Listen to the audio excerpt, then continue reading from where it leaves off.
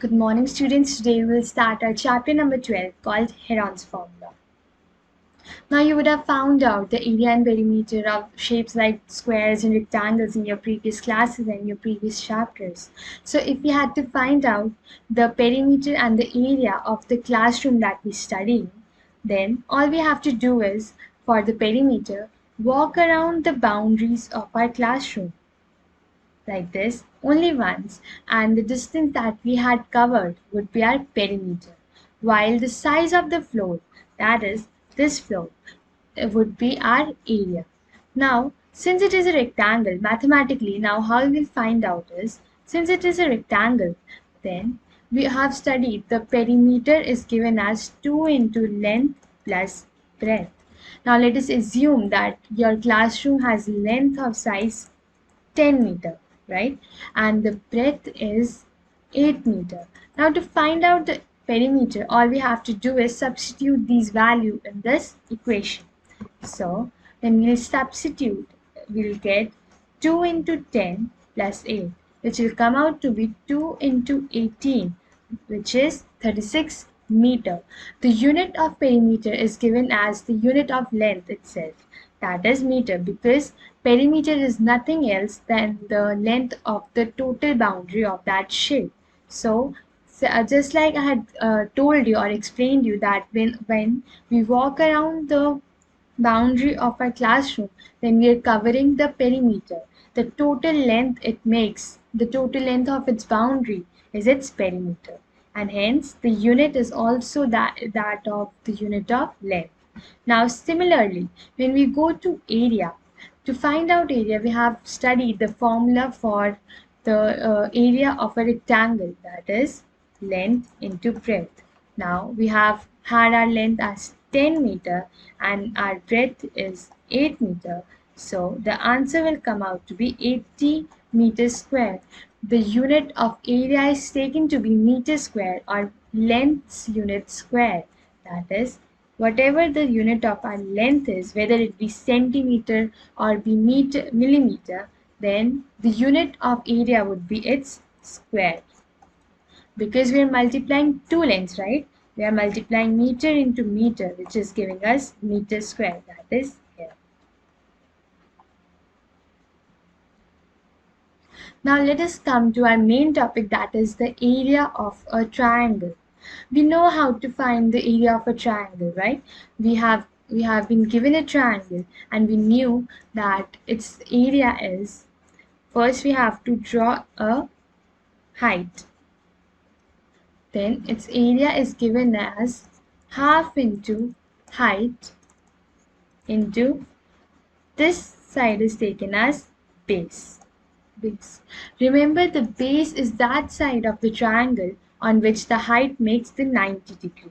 That is, even if this triangle would have been kept like this, I'll make it a little slanting. Even if this triangle had been kept like this and we have our height like this, then we would not take this side to be our height, our base, but the side that is of this triangle on this side would have been our base. Why? Because the height is making 90 degree on this side. But if we would have been given the height to be like this, then this would be our base.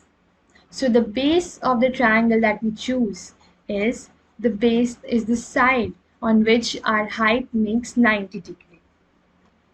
So the area of triangle is given as this. And you must be knowing this formula since your early classes.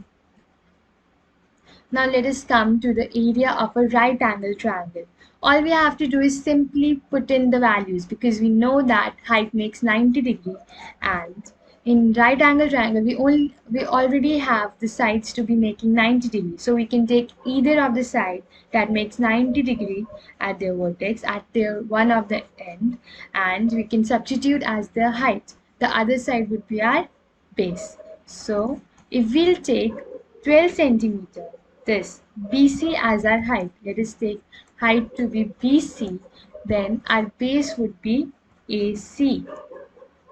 our base would be AC. Why? Because BC is making 90 degree at AC, right? So BC, our height, is ending up to make 90 degree at AC, and I have told you that the side on which the height makes 90 degree is taken as our base.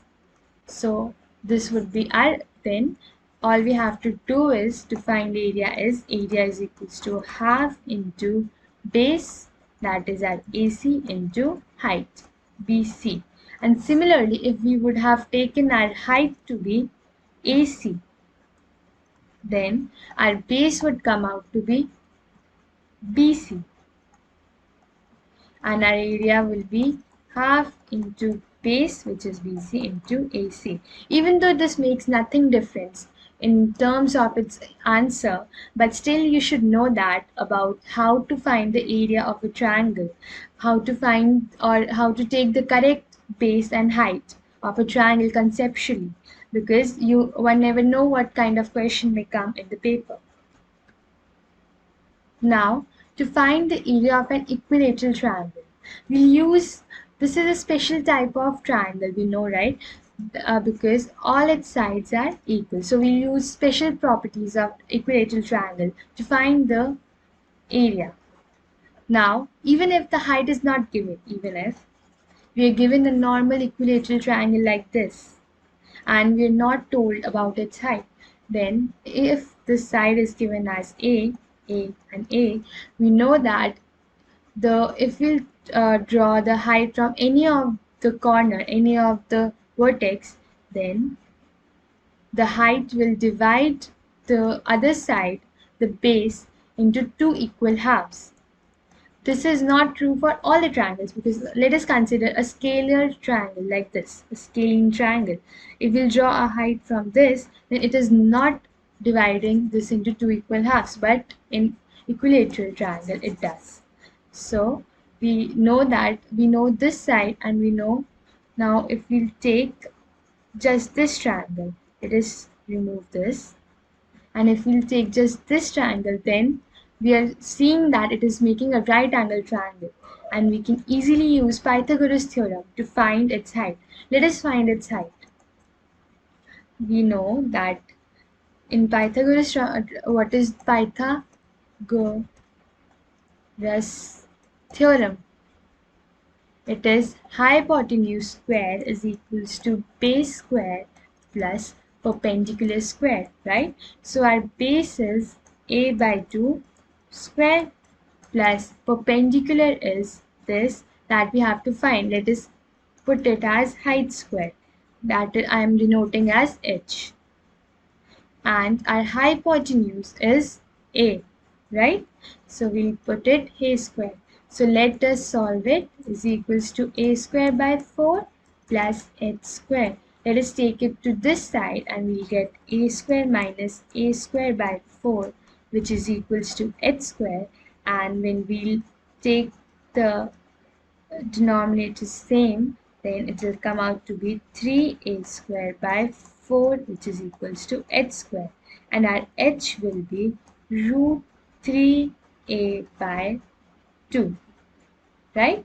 So this will be our h. Hence, we can easily find out the area of an equilateral triangle if one of the side is given and height is not given, because we can easily find the height using equilateral triangle like this. So similarly, now doing it over here, we find that our side of the equilateral triangle is given as 10 centimeter. So we'll just write it over here. Our A is equals to 10. A is equals to 10. And our height would be root 3 by 2 into A, as we have found it over here by using Pythagoras theorem, right? This is our 90 degree. This would be our a by 2, which is 5, because our a is 10, and this is our hypotenuse. So similarly doing things over here, we'll get a same answer of height. When we'll put the value of a over here, we'll get root 3 by 2 into 10, which is equals to 5 root 3 and centimeter, because it is given to us in centimeter. So our height would be this.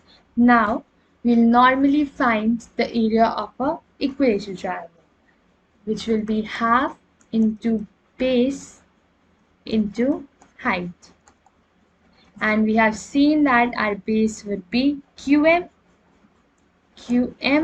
which was coming out as 5 plus 5. We'll take all of this as our base. So our base is not QM, it is QR, because we'll take all of this our base, not just this, just because we have find height. That doesn't mean that our base would be half. Okay, so we'll take all of this as base, and our height was, as we have found out, is PM, which we have the value of 5 root 3, as we have found out in the previous question, right? And our base is, we can take any length of any side, because all the sides have are of equal length. So let us take 10 and half. Now when we'll do the multiplication, it will come out to be 5 into 5 root 3, which is 25 root 3 centimeters square.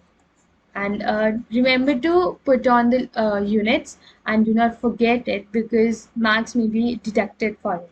And it is very easy to find out the unit, as we know that area's unit is squared of that of length. So our length was given to be in centimeter. It was 10 centimeter. So our area's unit will be centimeter square. Now let us find out the area of an isosceles triangle if height is not given. Now isosceles triangle is similar to equilateral triangle, but only one side is not same as other, and only two sides are same. So to find the height of an equilateral triangle, it also have the same property. Then if we'll extend the height from the vertex or the point where the two equal sides meet. Now let us consider these two are equal sides. So the point where these two meet, this point, and we'll extend the height over here on the third side, then it will divide it into two equal parts. While if we'll do it other way around, that is, these two are equal sides, let me make it more looking as a isosceles triangle. Let's consider this. These two sides are equal. Now if we'll draw a height over here, it will divide it into two equal parts. As we can see, it is almost equal. Just because my triangle isn't perfect. Now it seems more, so it is looking equal.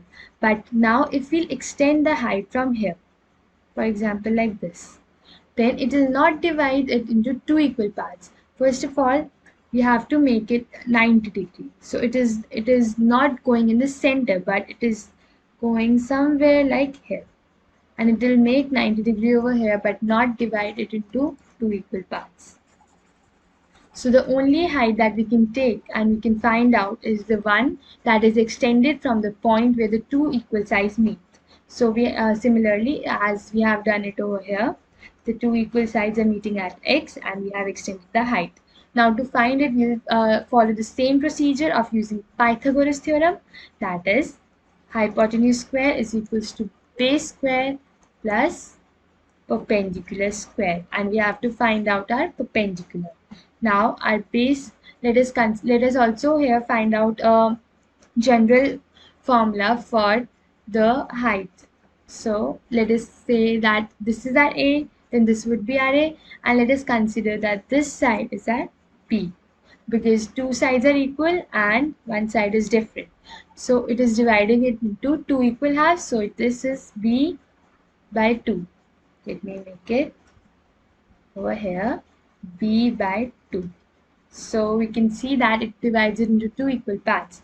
Now our hypotenuse square, hypotenuse is A, let us, as we have considered only this triangle, so our hypotenuse is A square, which is equal to our base square. I'll write whole because B is already here. So our base is B by 2, and we'll take it whole square plus B square.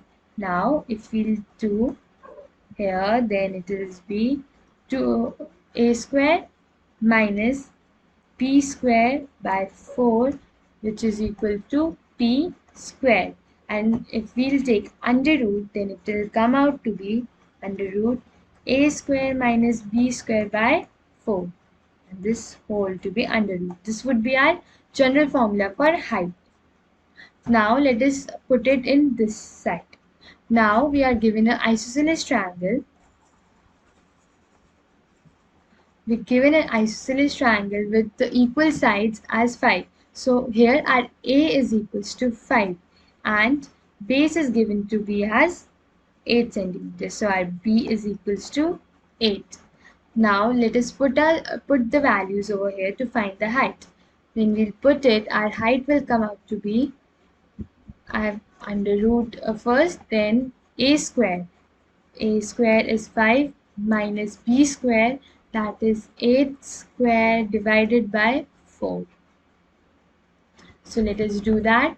5 square is 25 minus 8 square is 64 divided by 4, which will come out to be, I'll write it over here, it will come out to be 25 minus 64 divided by 4 is 16, which will give us under root 9, and which is our answer 3. So our height is simply coming out to be 3 centimeters, because other sides are also in centimeter. So our height is coming out to be 3 centimeters by using Pythagoras theorem. Now we have got our height, we have got our base. All that is left to do is find the area. We'll simply find the area by half into base into height. Now our half into our base was x, our base was y, z. yz into our height was xp, and the value of xp was coming out to be 3 now, and the value of our base is 8. So now simply multiplying it, we get 4 into 3, which is 12, and remember to put the units, centimeter square. This is how we find the area of an isosceles triangle when height is not given. First, we'll find the height using Pythagoras theorem, and then we'll find the area as simply done in other types of triangle, that is using half into base into height.